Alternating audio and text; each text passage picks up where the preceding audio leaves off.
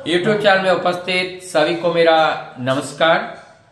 आपकी सतर्कता आपके दिल हार्ट को आराम पहुंचा सकते हैं।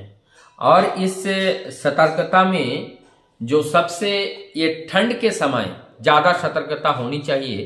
कारण ये होते हैं कि ठंड में ब्लड प्रेशर भी ज़्यादा बढ़ जाती है और साथ साथ ठंड में लोगों का मूवमेंट कम हो जाता है और बैठ बैठकर जो भोजन की मात्रा बढ़ जाती है, जो एक ब्लड प्रेशर का मूल कारण है। तो हमें करना क्या है, बहुत ज़्यादा ठंड में घूमना नहीं है। और अगर ठंड में हम नहीं घूम रहे हैं तो घर पे हमें कम से कम आधा से 1 घंटा हमें प्राणायाम, अनुलोम विलोम ये सारी चीज़ें हमें करने की ज़रूरत है। अब जब हम घर पे ही एक्सरसाइज करेंगे, पसीना बहाएंगे, तो हमारी ये हार्ट की प्रॉब्लम से भी कम हो जाएगी। उसके बाद इससे ठंड के समय में खास करके जो भोजन है हम खाए और सो गए और इससे भी बहुत ज़्यादा नुकसान होते हैं। तो ये हमारा भूख जितना है उससे थोड़ा कम हम आहार करें ताकि वो डाइजेशन आसानी से हो जाए और ये प्रॉब्लम्स हमें दूर हो जाए। हार्ट अटैक का कुछ लक्षण हैं वो मैं बताना चाहूँगा।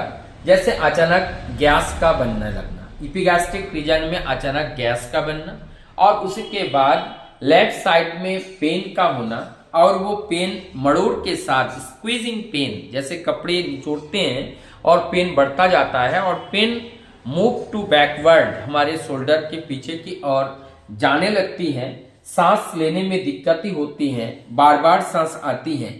ऐसे केसेस में संदेह का ये कारण होता है, तब ईसीजी कर लेना चाहिए। या हम जब सीढ़ी चढ़ रहे हैं और सीढ़ी चढ़ने में हमें हांफनी आती है, बहुत ज़्यादा हम चल नहीं पा रहे हैं और उसमें भी हमें थकान सी फीलिंग हो रही है, तो ये सारी इंडिकेशंस हार्ट के होते हैं।